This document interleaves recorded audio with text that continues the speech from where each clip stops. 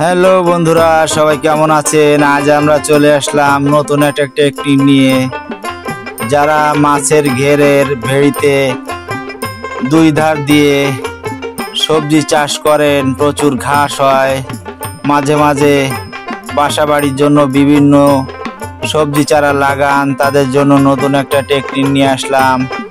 ঘাস পোড়ানোর মেডিসিন কিভাবে স্প্রে করতে হয় দেখুন। আমি কিভাবে ছোট ছোট বেগুনি চারা লাগাইছি। তো বেগুন গাছগুলো বালতি দিয়ে ঢেকে রেখে সুন্দরভাবে স্প্রে করে দিচ্ছি রোদের সময়, যেন বেগুন গাছের চারাগুলো কিছু না হয়। আমার দুই ধার দিয়ে সিম লাগানো আছে, আর বেগুন গাছগুলো বালতির ভিতর লাগানোর পরই অনেক ঘাস জন্মাইছে। তো আসলে মাটি শুকনো আছে, এভাবে দিলে একদম সব পুড়ে যাবে।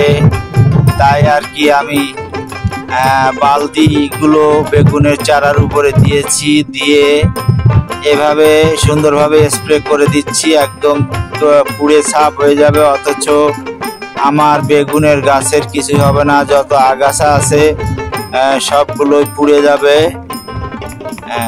যখন এর সিস্টেমটা হচ্ছে, প্রথম 10-15 হাত 5-10টা বালতি দিয়ে আগে ঢেকে রাখতে হবে, সঙ্গে আরেকজন লোক রাখতে হবে। যখন আপনি স্প্রে করতে করতে যাবেন, 2-3টে স্প্রে করবেন, করে পিছনে যাবেন, ও আবার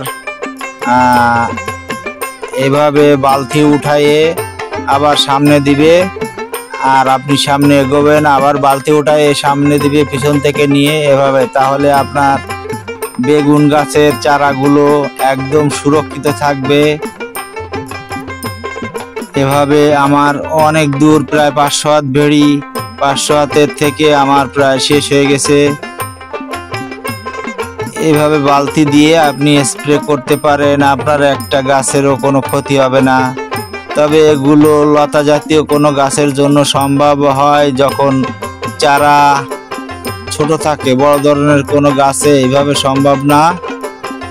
এইভাবে স্প্রে করবেন যেন শুকনো সবাই মাটি পর্যন্ত পৌঁছয়, শিকড় সহ সব পুড়ে যাবে। এই যত লম্বা দেখতেছেন এগুলো সব স্প্রে করা, গাছ পুড়ে যাবে।